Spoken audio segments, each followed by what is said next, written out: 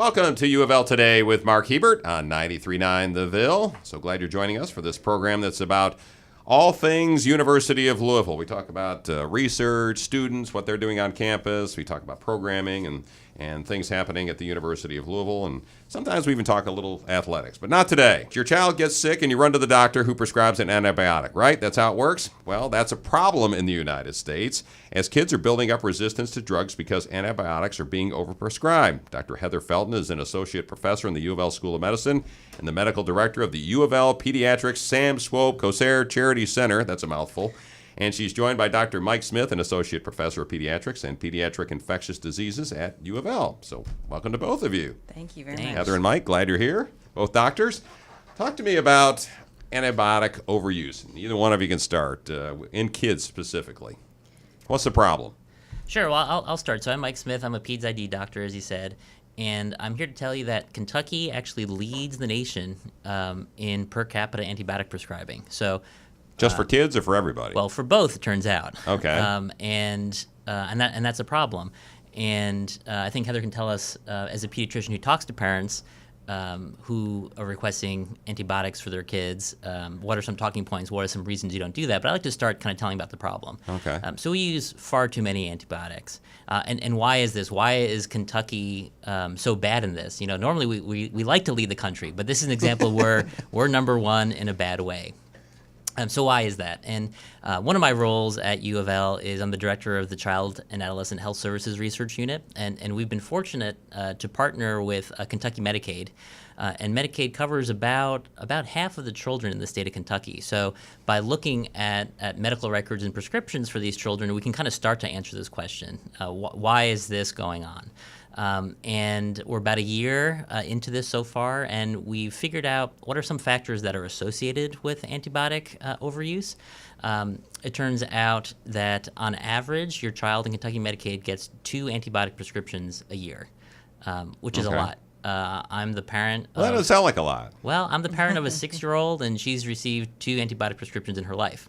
Okay. Yeah, but you're a pediatrician. You know not to give her the antibiotics. True. So that's fine though. But that's still 1.5 times the national average. Wow. Most people get less than 1 a year. And what's interesting in the state of Kentucky is there are significant differences based on who you are and where you live, and that's what we've identified so far. Our next step will be try to figure out what exactly is driving this. But for instance, girls are more likely to prescribe than boys. That's not so surprising. Younger infants more likely to prescribe than older children. Again, not so surprising. What's a little bit more interesting is that white children are more likely to prescribe than non-white children. And children who live in non-urban settings are more likely to be prescribed antibiotics. Now, part of that is you don't have Dr. Felton's here out in rural Kentucky saying, you know, maybe you don't need antibiotics for that. That's part of the situation. That's some really interesting stats, and I want to get back to them in just a minute. But let me ask you the overall question first. What's the problem with prescribing antibiotics? If I'm getting 2 antibiotic prescriptions per year for my kid between the ages of, say, 2 and 7, what's the problem with that?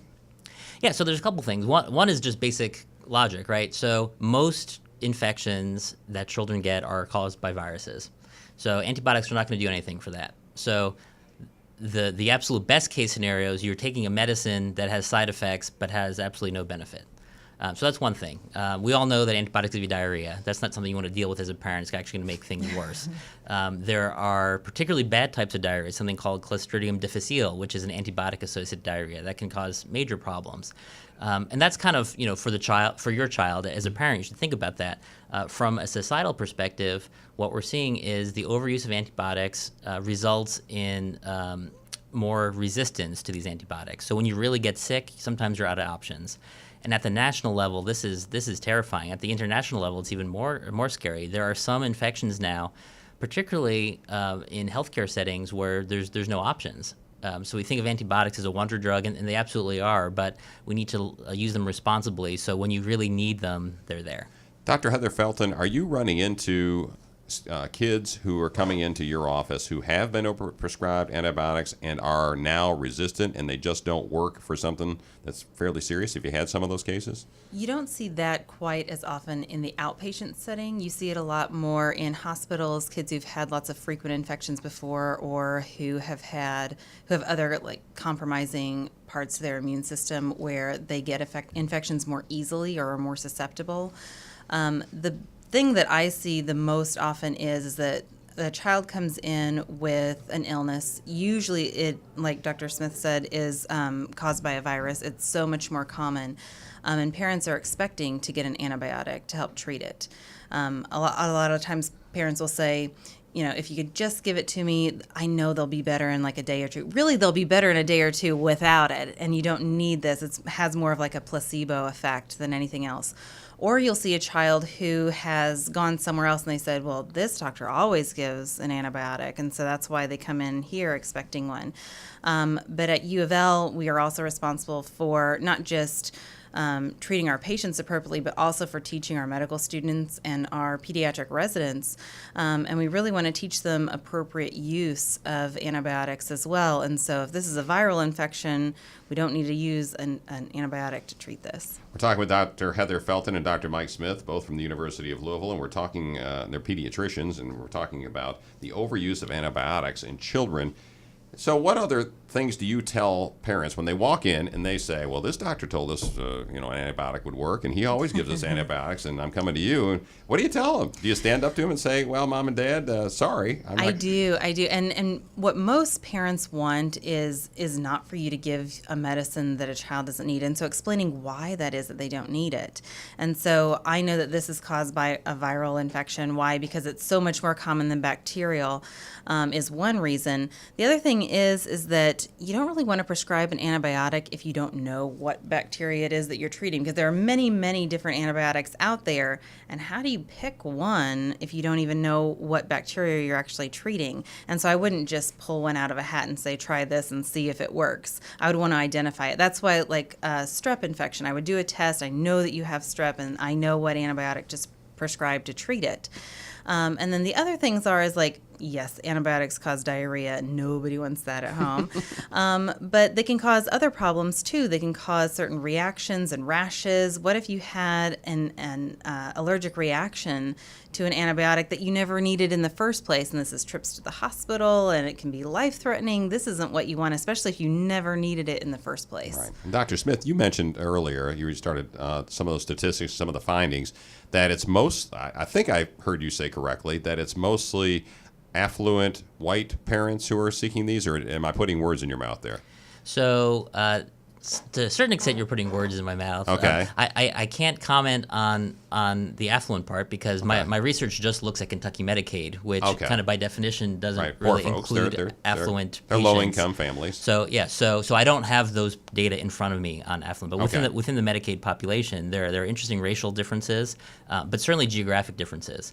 So southeastern Kentucky, why is that region so high? It's twice as antibiotic use in children is twice as high there as it is here in Jefferson County. So why is that? Again, I think, and I don't know. That's what's driving this research. Part of it is, I think, access to medical care. We don't have pediatric infectious disease doctors. We don't have pediatricians. In fact, only about 10% of all antibiotic prescriptions in Kentucky are written by pediatricians.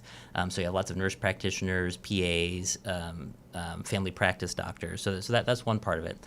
But another possibility is maybe these children do have more infections. If you look at that part of the state, smoking is much more common there, and we know smoking is a risk factor for things like recurrent ear infections, which is a common and often legitimate reason for antibiotics as compared to just a virus. So in the next year or so, we'll have some more information about this. We're with Dr. Mike Smith and Dr. Heather Felton from the University of Louisville. Both of them are pediatricians, and both of them are working on this problem of overprescribing drugs to kids, specifically antibiotics. Mike, you work at Norton Children's Hospital as well, right? Don't you? Correct. I'm a medical staff there. Okay, Yep. and Heather, you are there as well, right? I usually don't see inpatients in the hospital. It's mostly just at our clinic on Eastern Parkway. On Eastern Parkway, okay.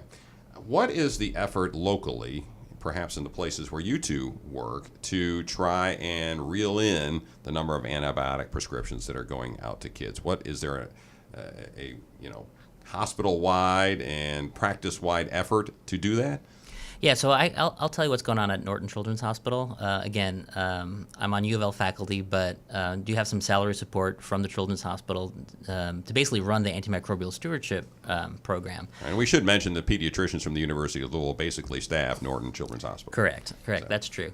And I think in terms of trying to tackle this problem of antibiotic overuse, we're probably ahead of the game in the hospital setting. It's a little bit easier because you have a list of patients in the hospital, and you know who's getting what antibiotic, and hopefully you know for what. And actually, for almost 10 years now, national bodies like the CDC, the Infectious Disease Society of America, and the American Academy of Pediatrics have suggested that all hospitals have what's called an antimicrobial stewardship program, staffed by typically an infectious disease doctor as well as a pharmacist with training in pediatrics and infectious diseases. And actually starting January 1st this year, the Joint Commission has mandated that all acute care hospitals have such programs. So we started our program back in November, and what we do actually is Bethany Waddles, who's our pharmacist, generates a list of all patients in the hospital on antibiotics. If you've been on an antibiotic for more than 48 hours, we'll take a look at those patients. So just to give you an example, on a typical day at Norton Children's Hospital, there's probably somewhere between 55 and 75 children who are on antibiotics for more than 48 hours. So that's a lot. That's where a lot of this antibiotic use happens. Okay.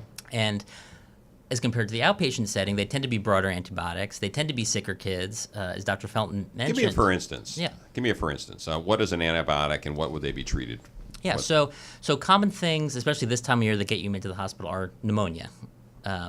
And in patients, for instance, who have received multiple antibiotics, typically in the outpatient setting, you would use something like amoxicillin, which I will say is actually the most commonly prescribed outpatient antibiotic in the Kentucky Medicaid population. Not unreasonable. But if you've already been on amoxicillin, especially for recurrent times in the past couple of months, for instance, when you come to the hospital, we may say, well, this child's already been exposed to this antibiotic. We have to use something broader because the amoxicillin is no longer working. In some cases, you get lucky. Well, lucky from my perspective, because sometimes you actually know what the bacteria is, and often it's something that tends to be resistant. So Streptococcus pneumoniae, which is the name of the bacteria, pneumonia, as the name suggests, the most common cause of pneumonia, ear infections, sinus infections, quickly develops resistance, and sometimes we know that you have a resistant strain. The other bacteria that you may have heard of out there is something called MRSA, or MRSA, methicillin-resistant Staph aureus. Happens in hospitals, staph infection in hospitals. Yeah, right? and so yes, that's where it started in the 90s, but in pediatrics, we see it a lot in the outpatient setting as well. So that's kind of the prime example of pediatrics. So those are the big ones. Yeah, I think so. And so those 75 kids in the hospital that are on antibiotics, and you go back and look at them after 48 hours, what happens? So it depends. Sometimes it's legitimate, and we say that's great. How long do you want to treat? That's the other thing. It's in some cases it's not are you on an antibiotic? Yes, no, but how long are you on an antibiotic? So we said one reason not to have children on antibiotics is you develop resistance. If it's a sick child comes into our pediatric ICU in septic shock, I'm not going to say don't treat that kid with antibiotics, but at 48 hours, we're going to say, okay, is there something growing in their blood culture? How are they doing? Do they really have an infection? And at that point, you can kind of tailor. But I would say actually, in part because of the good training that our group has done, Dr. Felton's group has done, our residents and staff do a pretty good job. Okay. But there's some cases where you start very broad spectrum antibiotics and you're able to tailor them down. There are some cases where you're able to stop antibiotics completely. And there are some cases, and this is where, it's not all about overuse, it's about appropriate use, where a patient comes in and they actually should be on something stronger based on how sick they are. And Heather, as a doctor on the ground that's meeting patients every day, what do you tell them about perhaps the dangers of overprescribing antibiotics? Do you go through these things with them when you say, I'm going to give you, what was that drug? The monoxicillin? Yeah, amoxicillin is the most common one. Yeah. The big long word that I can't pronounce. What do you tell them about that? So I usually start kind of small and then go more broad in my education at least. So I start with kind of your child. What is really best for your child? What medicines are we going to use? If we're not going to use an antibiotic, I'm not doing nothing. I think some people have this idea that means we're not going to do anything. There are lots of things that we can do. It may not necessarily be to treat the virus, but things to make sure that you feel more comfortable while you're sick, but ultimately mostly takes time to get over. We really encourage everybody to get their vaccines on time, because there are certain vaccines that do protect against bacterial infections as well, bacterial infections that would require antibiotics, and those viral infections too. So I talk to them about their specific child first, and then kind of go more broad. And if this isn't enough, we say, like, we do need to keep this so that in case you do need it further on down the road, we want to make sure that those bacteria are still going to be susceptible to these medicines. You kind of hit on some of the stuff I was going to ask you as my last question here for both of you. What is the overall theme of your message to parents? What should they know about antibiotics and antibiotic use in their children? Yeah, so I think antibiotics are one of the greatest success stories in medicine.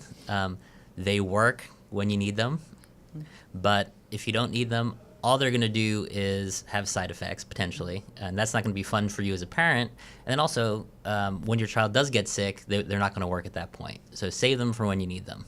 Okay, Heather? That's exactly what I would say.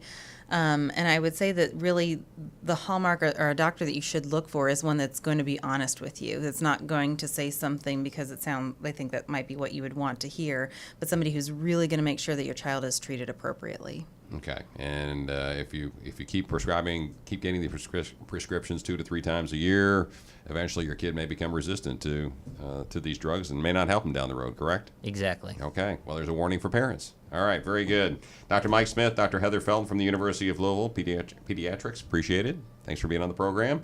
When we come back, studying dementia in Mexican Americans, how is dealing with it any different than what white or black Americans get? You're listening to U of L Today with Mark Hebert on 93.9 The Ville.